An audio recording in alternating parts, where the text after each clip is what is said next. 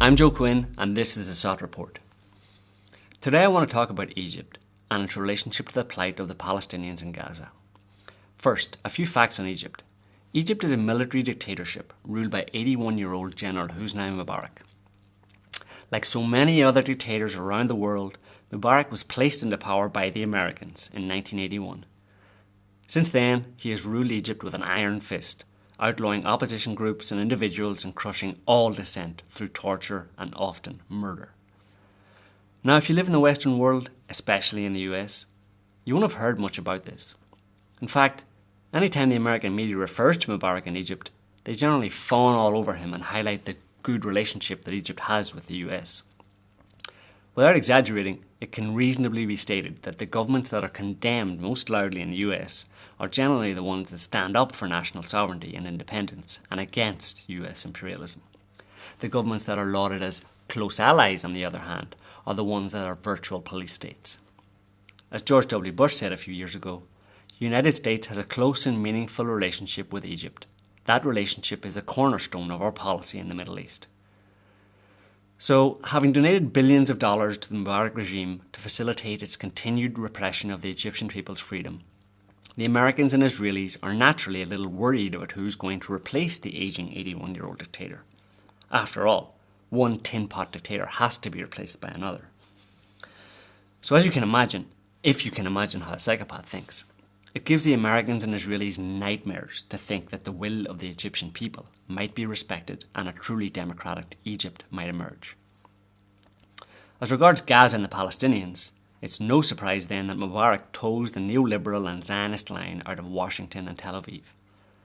For many years now, Mubarak has ensured that the Egyptian crossing into Gaza remains closed.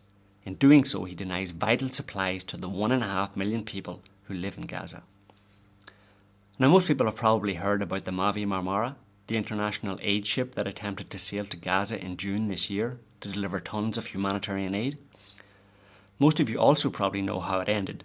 The Israelis stormed the defenceless ship in the middle of the night and murdered 9 aid workers in cold blood.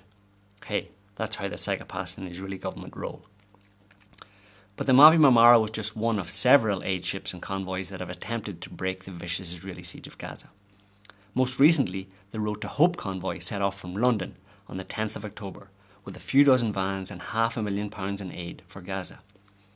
After travelling 4,500 miles through the UK, France, Spain, Morocco, Algeria, Tunisia and Libya, the convoy was stopped at the Egyptian border on October 26th because Mubarak, in keeping with Israeli policy to try and starve the Gazan population, refused to allow the convoy land access to Gaza and insisted that it would have to go by sea.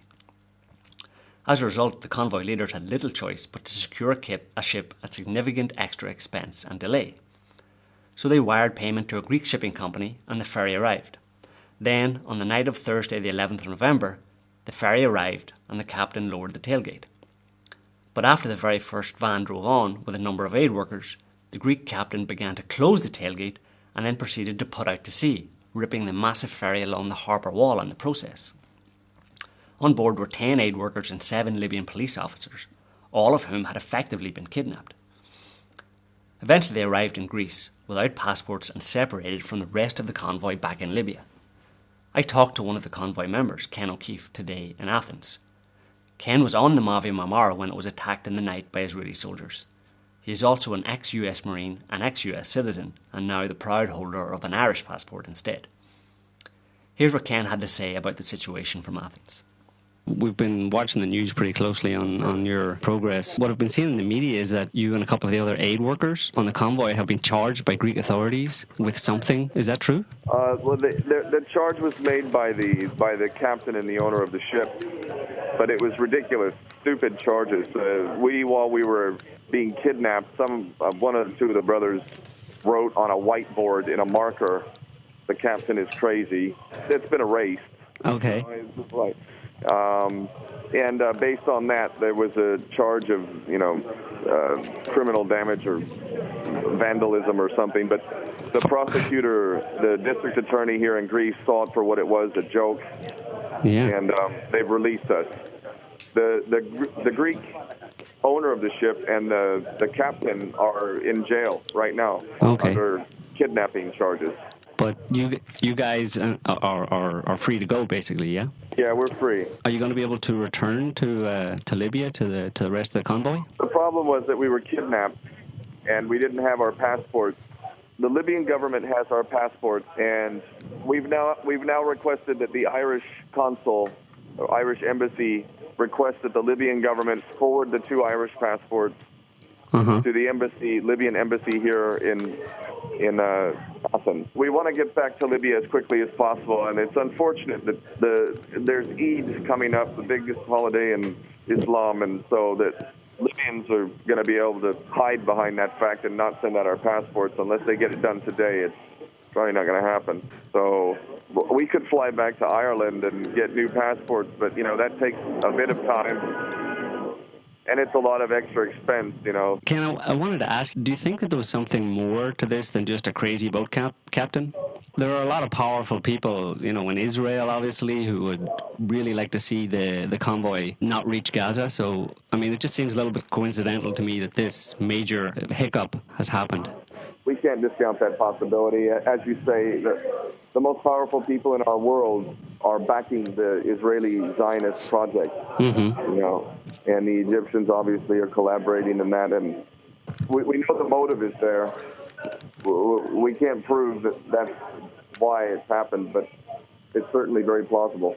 It's no secret that the Egyptian regime of Mubarak is closely allied with Israel and the US. Did they give you any specific reason why they wouldn't let you cross into Egypt from Libya?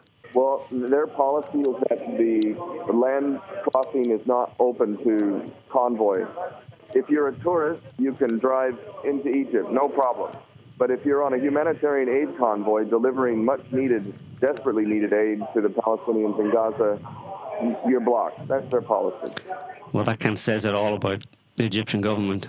Well, their job is to lock the Palestinians in. Let's just be frank. We all know it. The only reason why Rafah was open at all was because of the intense pressure put on the Egyptian government by their people, based on the anger from the Mavi Marmara attack in particular. That's the only reason why Rafah was open at all. Okay, well, listen, Ken, thanks for talking to us. There's a lot of people rooting for you out here, for you and all of the convoy members, and we're going to keep a close eye on your progress, and maybe we'll talk to you again, but we wish you Godspeed. Well, thank you, my brother. We're certainly doing our best, but yeah, there are very powerful interests putting one obstacle after another in front of us, but we will do our best, and hopefully we will succeed. What I find amazing about all this is that we live in a world where it is ordinary people who have to take responsibility for bringing aid to oppressed people, and that they have to go through such hardships and struggles to do it. Then again, maybe I shouldn't be surprised. Horrified, but not surprised. Because the very fact that the Road to Hope convoy is attempting to bring aid to 1.5 million people in Gaza, who are effectively being starved into submission by so-called democratic states like the US and Israel, is evidence enough that we live in a world ruled by psychopathic criminals. So all people of conscience need to do what they can to support the Road to Hope convoy. Blog about it, post links on Facebook, check out Ken O'Keefe's Facebook page where you can find details of how to donate via PayPal. In doing so, you'll be helping a humanitarian mission to bring food and supplies to starving children, and you'll be taking a stand against oppression and the crimes of the US and Israel. This is the SOTT Report. We'll be back next week.